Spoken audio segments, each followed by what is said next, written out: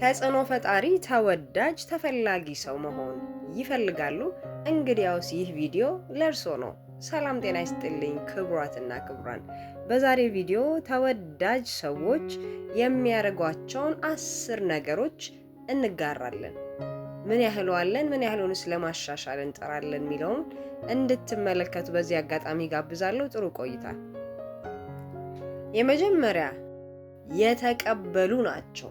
የተቀበሉ ስንል ራሳቸውን ተቀብለዋል፣ ሁኔታዎችን ተቀብለዋል፣ ነገሮችን ተቀብለዋል። ሲከራከሩ ለምን እንደዚህ ሆነ፣ እኔ ላይ ለምን ደረሰ ሲሉ አይገኝም።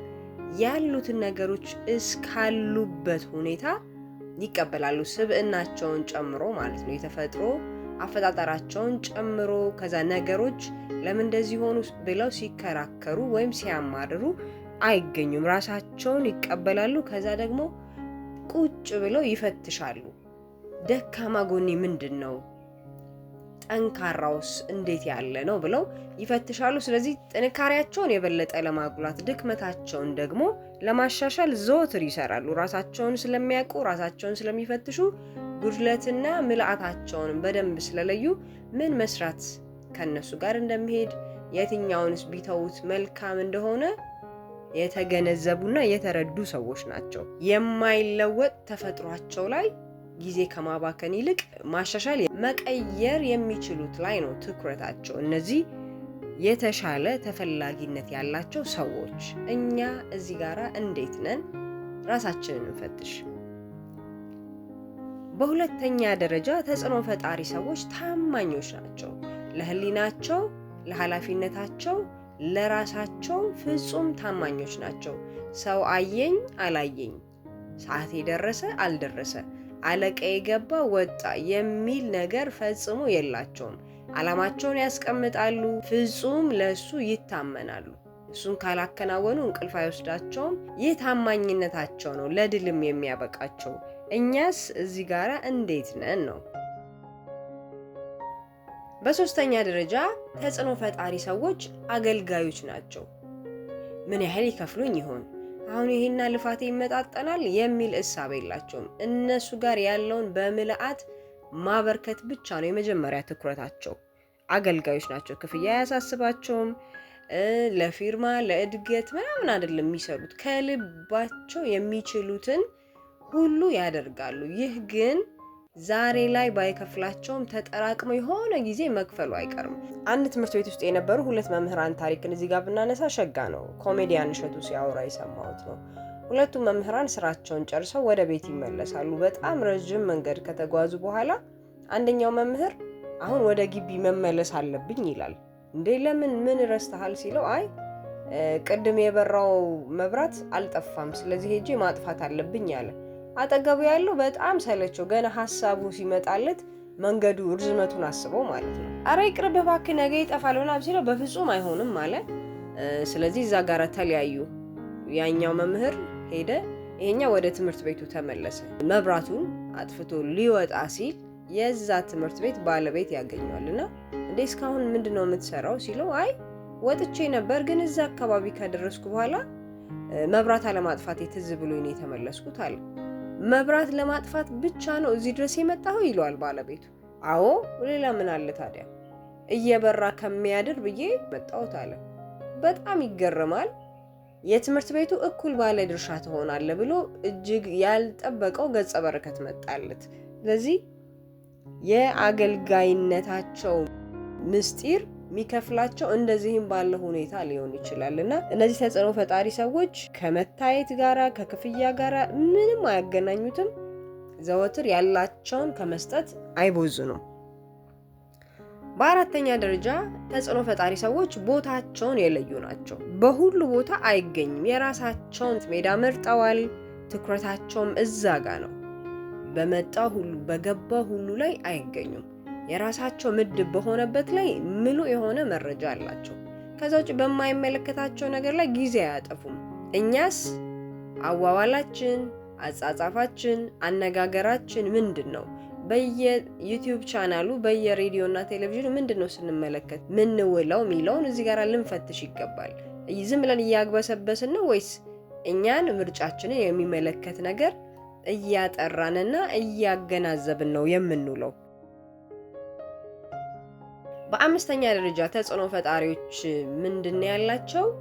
ኃላፊነትን መውሰድ ነው። አሁን ብዙ ሰው ለጥፋት የሆነ ሰው ተጠያቂ ያደርጋል። የሆነች ትንሽዬ ስኬት ስትመጣ እኔ ነኝ ያደረኩት ማለት ነው አይደለ? መደበኛ ሰው የሚቀናው። እነሱ ግን እንደዚህ አይደሉም። ሙሉ ለሙሉ ኃላፊነት ይወስዳሉ።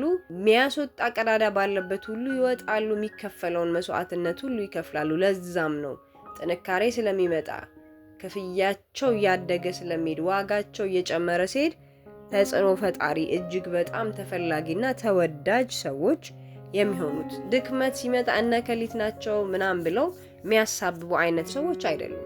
ሙሉ ለሙሉ ኃላፊነት ይወስዳሉ። ድጋሚ ግን ዛሬ መታቸው ድንጋይ እንቅፋት ሆኖ ነገ እንዲመታቸው አይፈቅዱም። ሁሌ መፍትሄ እየፈለጉ ሁሌ ኃላፊነታቸውን በአግባቡ እየተወጡ ይሄዳሉ። በስድስተኛ ደረጃ ተፈላጊ ሰዎች ያላቸው ነገር ስነ ምግባር ነው። ስነ ምግባር እንግዲህ የተለያየ መልክ ያለው ሊሆን ይችላል። ሰውን አክባሪ ናቸው። በእልቅና ደረጃ ወይም ደግሞ ባለው የስራ ሂደት ወይም ደግሞ ታዛዥ አዛዥ በሚል ሳይሆን ሰዎችን ሲያስተናግዱ ሁሉንም በእኩል ሁኔታ ነው። እንትና ሀብታም ስለሆነ እንደዚህ ላድርግለት፣ እከሌ ዝቅተኛ ገቢ ስላለው እንደዚህ ምናምን የሚል የለም። ሁሉም የሰው ልጅ እስከሆነ ድረስ እኩል ነው መታየትና መከበር ያለበት የሚል ነው። እነዚህን ላቅ የሚያደርጋቸው ምንድነው? አንዱ ኳሊቲያቸው ንቀት የላቸውም። በአለባበስ ሊሆን ይችላል፣ በኑሮ ደረጃ ወይ በእድሜ ምናምን አይተው የሚንቁ አይነት ሰዎች አይደሉም። ሰው አክባሪነትና ሁሉን በእኩል የማየት ተሰጥኦ አላቸው እነዚህ ምርጥ ሰዎች። በሰባተኛ ደረጃ ለውስጥ ውበት የላቀ ድርሻ አላቸው። እንደዚህ አይነት ተጽዕኖ ፈጣሪ ሰዎች ከውጪ ባለ አለባበስ፣ መልክ ወይ የተፈጥሮ ሁኔታ ምናምን የሚሸወዱ ሰዎች አይደሉም። ስራው እንዴት ነው የሚሰራው? ያለው አበርክቶ ምንድነው? ከውጫዊ ነገራቸው ይልቅ አእምሯቸው ላይ ውስጣቸው ላይ መስራት ነው የሚወዱት። ስለዚህ ከሰዎች ጋር ባላቸው ነገርም ያንን ፍለጋ ያተኮሩ ናቸውና ከሚታየው ባሻገር ስላለው አመለካከት ስላለው አበርክቶ ነው እንጂ ያን ያህል በውጪ ስላለው በውጪ ስለሚታየው ነገር ትኩረት የሚሰጡ አይደሉም። በስምንተኛ ደረጃ ርህራሄ ያላቸው ጨካኞች አይደሉም። የሌላውን ሁኔታ የሌላውን ኑሮ ለመረዳት ይሞክራሉ። በጣም አዛኞች፣ ሰውን የሚገነዘቡ፣ ለሌላው አሳቢ የሆኑ ሰዎች ናቸው። ከስራቸው ላሉ ሰራተኞች ሊሆን ይችላል ወይ ባልደረቦቻቸው ጋር ሊሆን ይችላል። እንደዚህ አይነት ሰዎች በዛኛው ሰው ጫማ ውስጥ ራሳቸውን ከተው የሚያስቀምጡ ሰዎች ናቸው። ርህራሄ የተሞሉ ናቸው እነዚህ ምርጥ ሰዎች። እኛስ እዚህ ጋራ እንዴት ነን? እግረ መንገዳችንን አያይዘን እንድንፈትሽ እየጋበዝኩ ነው። 9ኛ ላይ ደርሰናል። በ9ኛ ደረጃ ተፈላጊነት ወይ ተወዳጅና ተመራጭነትን የሚጨምር ነገር ትዕግስትና ቁርጠኝነት ነው። እነዚህ ተጽዕኖ ፈጣሪ ሰዎች ለያዙት ዓላማ ላመኑበት ግብ የሚከፈለውን ሁሉ መስዋዕትነት ለመክፈል አይሰለቹም፣ አይደክማቸውም። ምክንያቱም ቁርጠኛ ናቸው። የሚደርሱበትን ያውቃሉ። እዛ ላይ የሚገጥማቸውን እንቅፋት በሙሉ ተቋቁመው የሚወጋቸውን እሾህ ሁሉ አልፈው መዳረሻቸው ጋር የሚደርሱ ናቸው እንጂ በትልቅ በትንሽ ነገር እጅ እየሰጡ እየተሸነፉ ከመንገድ የሚቀሩ በሰዎች የሚያሳብቡ እጃቸውን አጣጥፈው የሚቀመጡ ሰዎች አይደሉም። በጣም ትዕግስት አላቸው። መዳረሻቸውን ነው ከፊት የሚያደርጉት። ከዛ ቁርጠኛ ስለሆኑ የሚመጣውን ሁሉ እየተጋፈጡ የሚፈልጉበት ቦታ ይደርሳሉ። በመጨረሻ እነዚህ ተጽዕኖ ፈጣሪ ተፈላጊና ተወዳጅ ሰዎች ምንድነው የሚያደርጉት? በየቀኑ ያድጋሉ። ራሳቸውን ትላንት በነበሩበት አያደርጉም። ከሌሎች ተቋሞች ጋር ይወዳደራሉ። ፉክክር ግን የላቸውም።